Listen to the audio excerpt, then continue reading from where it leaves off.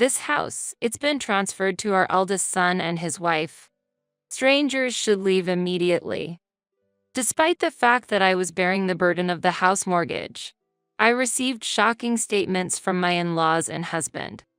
From the beginning, they had been using me with the intent to make me pay off the mortgage. When I learned this truth, my heart rapidly shifted from gratitude to anger. "Well then, I'll be moving out." To their mocking words, I responded with a defiant smile. "I will make them regret ever challenging me." Immediately, I sought help from an acquaintance and began plotting my revenge against them. My name is Michelle Anderson. I'm a 48-year-old lawyer working at a law firm. Currently, I'm living while taking care of my husband and his parents. It all started when I gave a house to my in-laws. I married James when I was 30. When our marriage was decided, my father-in-law was involved in an accident and injured his leg. He couldn't stand on his own and had to live in a wheelchair. My mother-in-law was also elderly and needed care, so I gave them a barrier-free house. Initially, we considered living in public housing, but then we decided to move them to a location midway between my husband's workplace and mine. This was my suggestion so we could reach them quickly in case of any emergency.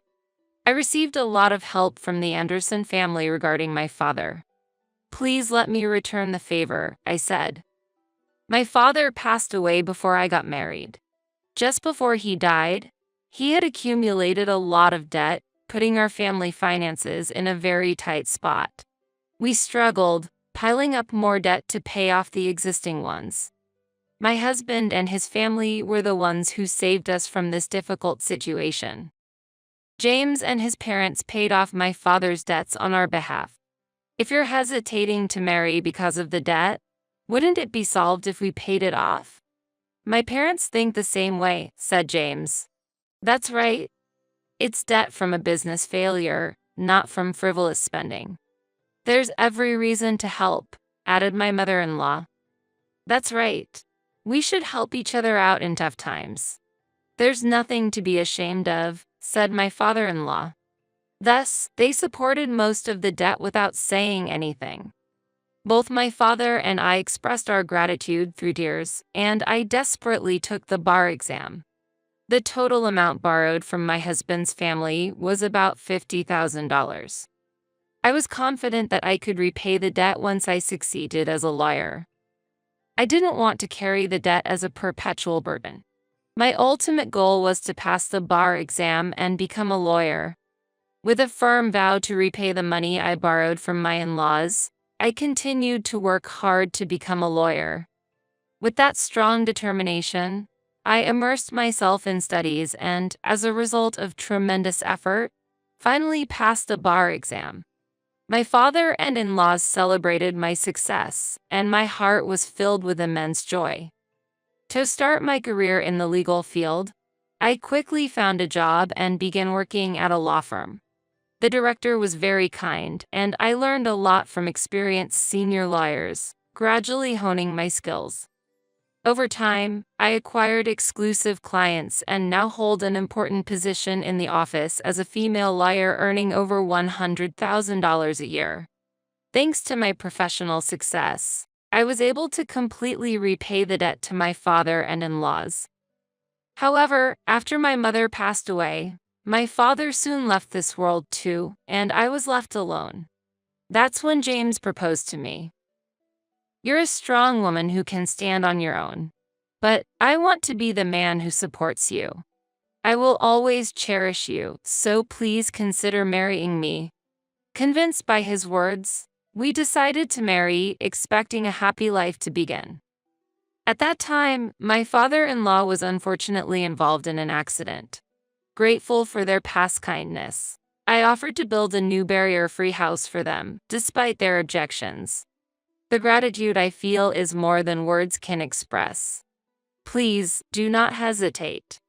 I want you all to live comfortably. It was a sincere wish. I conveyed my earnest feelings, not just flattery. My enthusiasm reached them, and with a wry smile, my in-laws accepted my offer. However, right after agreeing, they added a condition. Michelle, why don't you live with us too? We heard you and your husband are looking for a new house. That's right. If you don't mind, let's live together. Eventually, this house will belong to you. James has an older brother. He, 3 years older than me, got married and left home a few years ago. He started his own business and, due to his business, left everything at home to James, as I heard from my mother-in-law.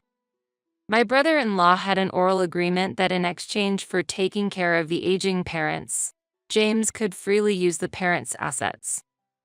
Before leaving home, my brother-in-law had communicated this to James. Moving to the new house would shorten my commute, and we would start living together with James and his parents. Since we could support each other in times of need, there was no reason to refuse living together. However, I was worried that I might trouble my in-laws. Having occasionally caused them trouble even before marriage, I was anxious about whether living together was appropriate. Sensing my concerns, James gently placed his hand on my shoulder and reassured me. Don't worry, Michelle. I'm here to support you. Let's live together with confidence. Encouraged by James' words, I agreed to live with my in-laws. I was expecting to start a new life with the four of us and have enjoyable days. However, the peaceful life I had hoped for was not the reality. Michelle, where did you put my morning clothes? Michelle, the TV remote isn't responding. Can you do something about it? Michelle, can you help me? I want to sit on the sofa. It has already been 13 years since we started living in this house. In this house, every family member always comes to me for favors. They have no intention of managing things on their own. The family is completely dependent on me for everything, especially my father-in-law, who is disabled. He doesn't hesitate to touch me freely. I told you I had prepared and hung up the morning clothes. Mother, that's the air conditioner remote, not the TV remote. It's on the desk. Father, please ask James for physical support when he's around. Please don't rely on me. I can't support you properly. I found myself replying to them daily. Initially, I suppressed my dissatisfaction and did my best to meet the family's demands. It was unthinkable that while shouldering the mortgage, all household responsibilities were also left to me. I had thought about divorce several times. However, James always skillfully managed the situation, and my in-laws would apologize. I wasn't feeling tortured or harassed, so every time they apologized, my heart wavered and I ended up choosing not to divorce. Day-to-day life was filled with the in-laws' dependence and minor frustrations. But somewhere, I felt a bond as a family, which might have made me tolerate the situation. Still, the option of divorce always flickered in my mind. My mother-in-law finally started showing signs of mild dementia, or perhaps she was just becoming forgetful. It's not clear, but such questions from her increased. James, who had promised to help before marriage, proved to be utterly unreliable in this situation. Continuing my life with these uncertainties, I gradually adapted to the environment through experience. I began to handle everything before being told and started to express my opinions clearly to James and others. However, my father-in-law's excessive behavior was something I could not overlook. I expressed my dissatisfaction not only to James but also to my mother-in-law. I can't overlook father's behavior. Lately, he pretends to have dementia to touch me. Mother, please do something. My father-in-law has not yet been diagnosed with dementia. To be precise, he was examined, but he wasn't clearly diagnosed with dementia. The symptoms were mild, so it was a gray area whether it's dementia or not, the doctor said. Don't say that. It's part of the illness. It can't be helped. Certainly, such behavior could occur in dementia tendencies. But normally, this happens at a more severe stage of the symptoms.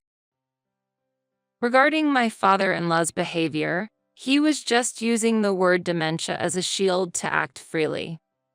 Even after the doctor said it's not dementia, my in-laws arbitrarily decided it's dementia and used it to excuse inconvenient situations. I could understand if it was really dementia, but using an illness to force others to endure is not acceptable. I consulted with James and sought a response from my in-laws. But each time, he said it was troublesome and kept postponing it. When I was about to reach my limit of patience, an unexpected event occurred. This month, the repayment is completed. I'll be freed from this suffering. On a holiday afternoon, I was organizing the household account book and my diary. Looking at the bank book, I noticed something and my face brightened. At the end of that month, the mortgage repayment for my in-laws' house would finally be completed. Filled with a sense of achievement, I felt as if a heavy burden had been lifted. Thinking that my burden would decrease and I would have more money to spend freely made me very happy. However, at that point, I didn't know yet that the real trial was about to begin. One evening, during a family dinner, James suddenly started talking about the mortgage being paid off. "Michelle, the mortgage for this house is going to be paid off completely this month, right?" he asked. Since he had never brought up the mortgage before, I was a bit taken aback by his sudden question. However, he poured beer into a glass from a bottle with a friendly smile. "Yes, that's right, but why all of a sudden?" I replied. "Because we have to celebrate, right? You've had a hard time, Michelle. I want to celebrate grandly as a thank you," James said. I couldn't hide my surprise at his unexpected words. I was touched that James had thought that way and understood my burden. Thinking, if only he helped a little more with the housework, I felt grateful that he cared about me. His words instantly erased my frustrations, and a smile of joy spread across my face. "James, thank you. Can I look forward to the celebration?" I asked. "Of course. We'll discuss it as a family and prepare." "Just wait, Michelle," James replied. Relieved by his words, I looked forward to the celebration preparations. But this happy feeling didn't last long, and soon I was faced with the harsh reality. I accepted James's invitation without suspicion. It seemed that my in-laws had also heard about the talk and were preparing something together. A few weeks later, I was called in by James and my in-laws. Work had calmed down at that time, and I was in good spirits, so it was a perfect occasion for celebration. "Sorry for the sudden call. I have something to talk about." "It's okay, no problem at all. Today, we, as a family, have an important matter to discuss with you, Michelle." "What's the matter?" I thought it was about the celebration, but why make it sound so serious? Wishing they would just talk normally, I decided to listen to what they had to say. "Actually, now that the mortgage repayment is ending, we want you to leave here," they said. "What?" I couldn't help but let out a surprised voice at this unexpected statement. They wanted me to leave the house as soon as the mortgage was paid off? What was I being told? Was it a misunderstanding? Such surprising words made me want to think it was a misunderstanding. I couldn't fully comprehend what James was saying and lost my words, unable to respond to his query. At that moment, I couldn't catch up with my thoughts and was just confused. Seeing me like that, my in-laws couldn't wait for me to understand the situation and began to explain further. "We've sold this house to our eldest son and his wife," my father-in-law informed me. "What?" I exclaimed in shock. My mind was in turmoil, unable to comprehend what was happening. Being suddenly ordered to leave the house, and furthermore, that the house had been passed to James's eldest brother and his wife, was unbelievable. What was the meaning of all I had done for this family? Did this situation signify that my role was over? However, I could not accept such an unfair and unreasonable situation. Now that we have this wonderful house, your role here is no longer needed. We tolerated you until the mortgage was paid off, but now the house is ours. You are no longer needed, my mother-in-law continued. I had lived in this house with James's family, feeling deep gratitude towards them. Because I felt so grateful, I stayed without saying anything until today. But now, I realized it was all just an act. Even helping my father and me was part of their plan to make me do something for them. Facing this truth, I felt a deep sense of betrayal and disappointment. The sudden estrangement from a family I trusted was an immeasurable mental blow to me. The trust I had built up over the years crumbled in an instant. It was as if everything I had believed in for so long was just an illusion, deeply wounding my heart. They knew I was striving to become a lawyer to clear my father's debts, so they gambled, thinking the investment, though risky, could potentially double in return. It was a scheme to make me buy the house. We expected a significant return if we showed you kindness. Ever since you and James were dating, we thought the investment wouldn't be a waste, she added. When you were happy just for us taking a little care of your father and gave us expensive wine as a way to thank us. We thought you were easy, she continued. It was before my father's business collapsed. My family was quite wealthy until then. James seemed to have been eyeing my family's wealth from the beginning, knowing I was aspiring to be a lawyer. That's why he saw value in his actions up to this point. Unaware, I completely trusted James and his family. How foolish I was. I couldn't believe myself. That's why we devised this plan. We thought if we obligated your father, we might get a big reward, he said. Their confident and unbelievable statements were hard for me to accept. So, it's a great success. We've got a wonderful new house. It's in our name, and once the mortgage is paid off, everything is ours. What we do with our property is none of your business, they declared. Their words were filled with planning and conviction, and I struggled to accept this reality. It took me time to understand that everything had been planned from the beginning. For these 13 years, they had just been quietly waiting for this moment. They never truly loved me or my father. We were just a means to their end. Their plan had been to approach our family from the start, and we fell into their trap without realizing it. Faced with this unbelievable situation, darkness spread in my heart. My emotions sank into deep darkness, as if I was standing on the edge of a cliff. The word despair suited my feelings at that moment. I couldn't understand everything they had done, thought, and executed. So, outsiders should leave this house immediately. You have no place here anymore. Their words inflicted a deeper wound in my heart. Confronted with the fact that I was no longer needed in this house, I was just dumbfounded. This house was once a place of peace, love, and warmth for me, but now all that had crumbled away. A chapter of my life had ended, and a new, lonely journey was about to begin. There's your stuff to pack, so it can't be immediate, James. If you do that, you'll really be in trouble. Let's do it tomorrow.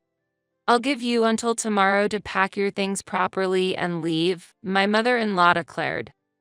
This house now belongs to the Anderson family, my father-in-law added. Also, I'll get the divorce settled. There's no point in us being a couple anymore, and I'm tired of your nagging. Make sure you've signed the papers by the time you leave this house tomorrow, James said. The words Anderson family weighed heavily on my heart. It was now clear that I had never been accepted by the Anderson family from the beginning. Was I treated unjustly and made to work like a slave, struggling to balance housework and my job because I wasn't considered family? All my questions merged into one, and I could only muster a bitter smile. I was deceived by your family from the start, I murmured. That's right. Are you stupid? Don't you understand that? James retorted. Hearing his words, I felt something breaking inside me. Looking down, I slowly raised my face and, forcing a smile, gave an unexpected response to my in-laws. Then, I will move out. My heart could no longer find a reason to stay with the Anderson family. All those days were filled with their deceit. My life from now on would be a new path. When I suddenly showed a bright face and decided to leave the house lightly, my in-laws could not hide their surprised expressions. Quite obedient, aren't you? Got something up your sleeve? My mother-in-law asked suspiciously. No plans. Hearing such an incomprehensible story, I felt like my life hit rock bottom. And just like that, my love for your family cooled instantly. I'll pack up my things right away and leave this place. I'll properly sign the divorce papers. I'll have my lawyer contact you later about the division of property. Goodbye, and thank you for everything up to now, I said. Without waiting for my in-law's reaction, I returned to my room. As I packed my belongings, I held back my tears while planning my next steps. After such terrible treatment, I couldn't just let it end silently. I wouldn't be at peace until they experienced the same pain, suffering, and unfairness I had endured. While packing, I calmly thought of ways to get back at them. I meticulously planned how to inflict the greatest pain on them. Various thoughts raced through my mind as I deeply contemplated my future actions. My anger and disappointment towards the in-laws were indescribable, but I maintained my composure, searching for the best way to resolve the situation. My revenge on them had to be more than just an emotional reaction. They needed to seriously understand the consequences of their actions. My new life began from there. While I was packing, suddenly my phone rang. The moment I saw the caller's name, a strategy formed in my mind. Surely this person will support me, I thought, and, without hesitation, answered the call, revealing the harsh situation I was facing. The caller listened attentively to my story, and then we discussed and promptly acted on a plan for the future.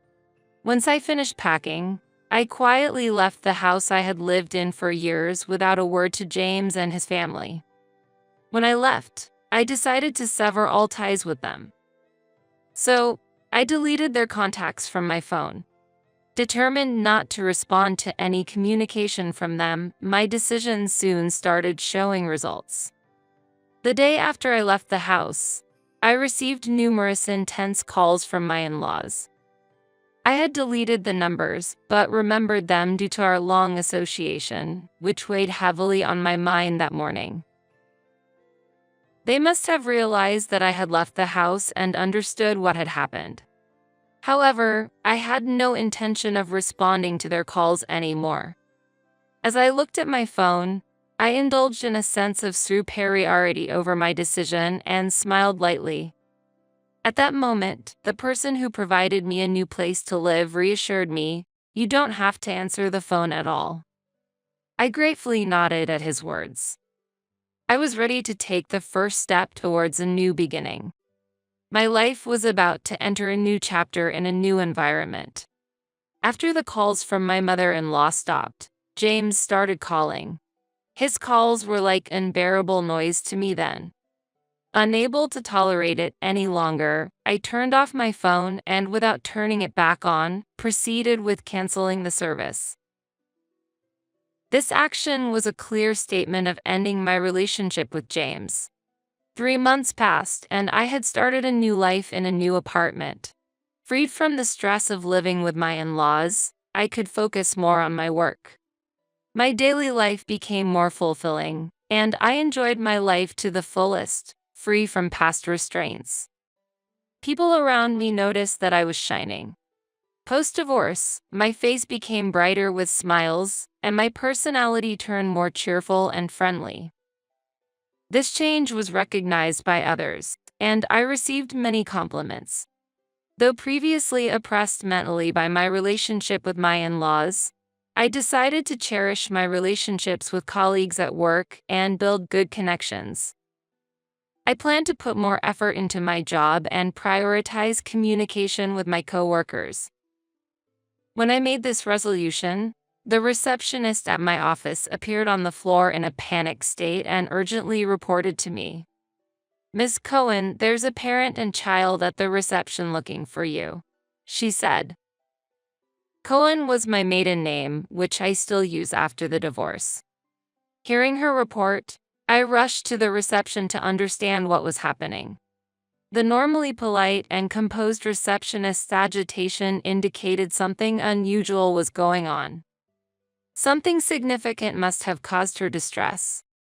Seeing her worried expression, I wanted to be of support, and a male colleague, sensing her state, offered to accompany me. We headed together to the lobby. Arriving there, my expression changed dramatically when I saw who was there.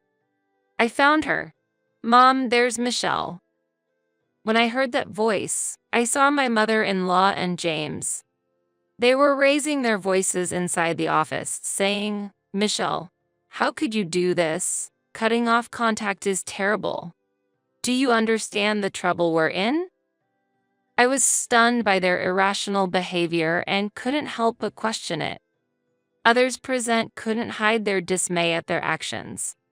Their appearances, worn and filled with anger, were stark after not seeing them for months. Realizing the abnormal situation, other reception staff reported to the upper management, and soon the office manager appeared in the lobby. "Miss Cohen, a meeting room is prepared. How about having a discussion there with your in-laws?" "I'll contact him," the manager suggested calmly. Having already confided everything to the manager, I accepted the suggestion. Feeling uneasy about going alone, I took my colleague with me. He was the lawyer I had hired for the matter with James, so they accepted his presence. I headed to the meeting room, suppressing my confusion and agitation. Despite my turmoil and anxiety about the unknown situation ahead, I was somewhat relieved by the manager's calm handling and resolved to move forward step by step. As I walked to the meeting room, my mother-in-law and James glared at me with anger.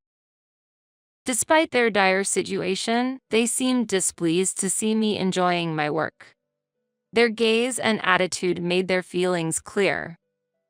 Sitting in front of my in-laws, we exchanged glares, and then the manager entered the meeting room with someone else. "Sorry I'm late." "What? Why are you here?" The person the manager brought was James' brother, my brother-in-law. He stood there, glaring at the two with an angry expression. "There's nothing to say. You guys have really done something ridiculous." My brother-in-law was a former gang leader who used to rule this area in his youth. He now runs his own company, working in construction. His employees affectionately call him boss, and he detests dishonest behavior. After consulting with him about this incident, he was visibly angered. When I lost my place to live, he had taken care of me for several weeks in a women's dormitory. He was already aware of the house situation with my in-laws. Informed about the details, he immediately offered his help. Why didn't he know? When my in-laws told me to leave the house, they said they had sold it to their eldest son and his wife. I found out everything from Susan and confirmed it. "You didn't think you could do such a horrible thing to Michelle and get away with it, did you?" As soon as the name Susan was mentioned, James and his mother showed expressions of astonishment. Susan was his wife and the mastermind behind this incident. As the wife of the eldest son, she had always harbored hostility towards me for some reason. She had been a housewife, following my brother-in-law's wishes, up to this point. However, it wasn't my brother-in-law's instruction but her own will.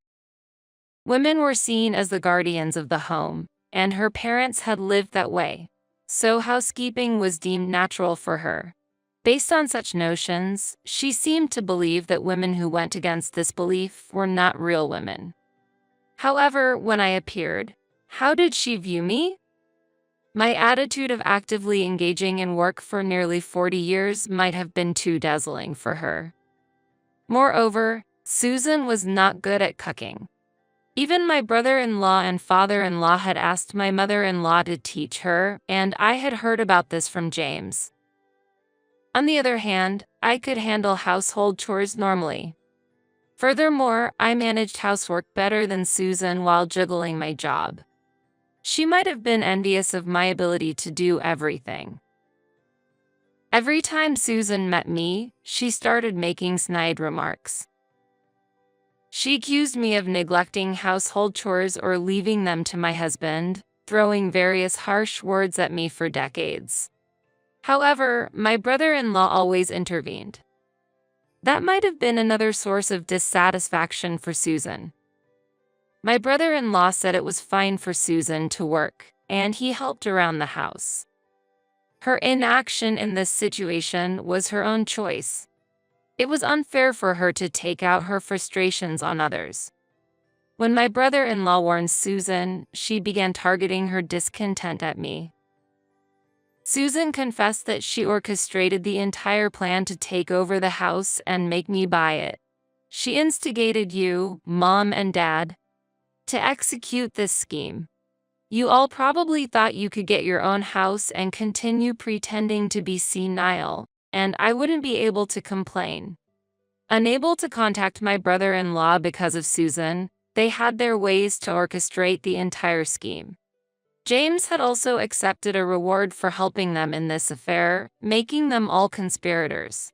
The only person who didn't know was my brother-in-law, who would have stopped such foolish actions had he been aware. This situation must have filled him with regret. So that's why everyone behaved so meekly whenever he visited. Whenever my brother-in-law came over, my parents-in-law didn't do anything. They probably understood what the outcome would be if he found out about the situation. The manager and colleagues present watched my in-laws with expressions of astonishment. So, how should we handle this? I have no intention of forgiving even a fraction of the insult I received, let alone the trouble caused to Michelle. But, it was Susan's suggestion. That's right. We were just misled by clever words. It wasn't intentional. Not intentional. You say? At James's statement, my patience reached its limit. I stood up, my face filled with anger, and yelled at my mother-in-law and James. How can you say you had no ill intentions after doing such a thing? Do you have any idea how much pain I've been through these 13 years? My suppressed emotions exploded, and I couldn't hold back my tears of anger and frustration. My mother-in-law and James had never seen me cry before. No matter the hardship, I had endured and persevered. Even when my father-in-law was falsely considered senile and acted freely, I never showed any tears and endured everything. In their eyes, I was always a strong woman who never cried. Seeing me raise my voice and cry then must have been shocking for them. Do you realize how grateful I was to you? How much I wanted to repay you? To think that the care for my father was motivated by such ulterior motives. I can forgive you. I will never forgive you.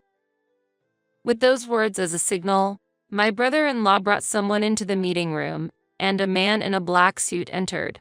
He sat opposite us and looked intently at my in-laws. You will have to take responsibility for this. What? Faced with an incomprehensible turn of events, my mother-in-law exclaimed in surprise. This man is my lawyer, hired by brother-in-law. He is a respected attorney in our office, like a mentor to me. We intend to seek compensation for the unfair treatment I've received. What do you mean? It's pointless to dig up the past now. The past is irrelevant now. The lawyer, who had been quietly listening to my in-laws, slightly adjusted his glasses and coolly refuted them. The current evidence and the basis for the future claim of damages make the lawsuit fully feasible, especially since there was no agreement not to claim property at the time of the divorce. In this case, there is no specific time limit for claiming compensation. Furthermore, as he spoke, the lawyer took out an SSD from his pocket, and my in-laws looked confused. "What is that?" "This is the record Michelle has been keeping. Her PC was equipped with a camera for remote meetings, and all your heinous acts have been saved as data." Upon learning this truth, my in-laws' expressions rapidly paled. "Michelle mostly worked in the living room, didn't she? Modern laptops often have built-in cameras, and your harassment in the living room has backfired," the lawyer said before pocketing the SSD and calmly staring at my in-laws. "The ownership of the house is already in Michelle's name, and your eviction is just a matter of time. We will proceed with legal action promptly, so please prepare the funds." "Wait, you're saying it's changed to her name?" James reflexively reacted to the lawyer's statement. My brother-in-law raised his voice in response to James's reaction. "I asked Michelle to change the ownership to her name.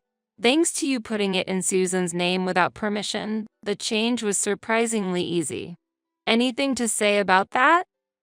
My brother-in-law taunted James with a mischievous smile.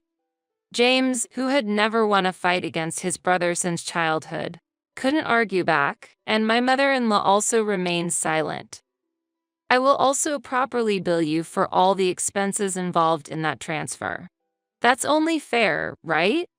After all, it was your wrongful actions.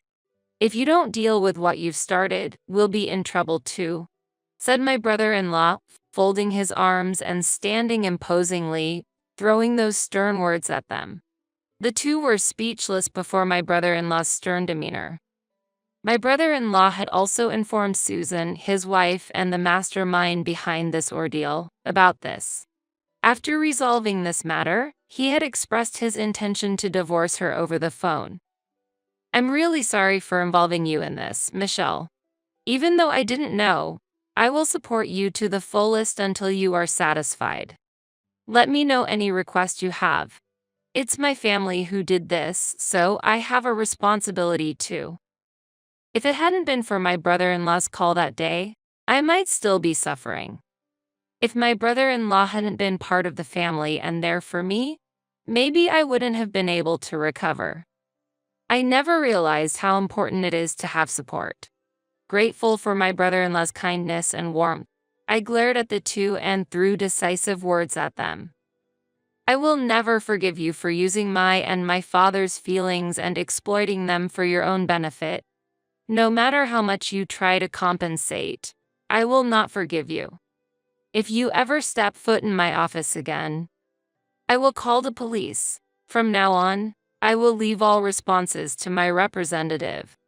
Never appear in front of me again." The manager and my colleagues listened as witnesses until the end, so my in-laws couldn't escape the truth and left the office dejectedly. Soon after, James and his family left the house. The negotiation for compensation was settled by my brother-in-law for $70,000, considering the purchase of the house, the motive behind the marriage, and the mental and physical pain I endured. I really wanted to get more, but after consulting with the lawyer, we concluded that this amount was fair, my brother-in-law said apologetically, and I nodded in gratitude. Considering that the maximum amount for moral harassment is usually around $30,000, this was a significant achievement. For me, it was nothing but gratitude. Fortunately, the house was returned to my possession within a few days. The furniture and appliances were also moved under my brother-in-law's supervision, and everything was successfully recovered. Currently, the house is being used as a rental property. It's too big for me, and since it has good location and barrier-free features, it seemed a waste not to use it. Following my brother-in-law's advice, I started renting it out. Susan is busy with her days working to pay off the debt, following my brother-in-law's decision. She works from morning till night, and my mother-in-law and James are in a similar situation. My father-in-law, unable to work due to his disability, contributes from his pension towards the debt repayment, and they seem to be leading a difficult life. I felt relieved that my brother-in-law is a trustworthy person. Years have passed since then, and I continue my work as a lawyer. Thanks to my brother-in-law, the monthly payments are going smoothly, and it's expected to be paid off by next year. Despite often contemplating ending my life amidst the hardships, I held on to the belief that my efforts would be rewarded someday. That belief has become reality, and I live each day with gratitude.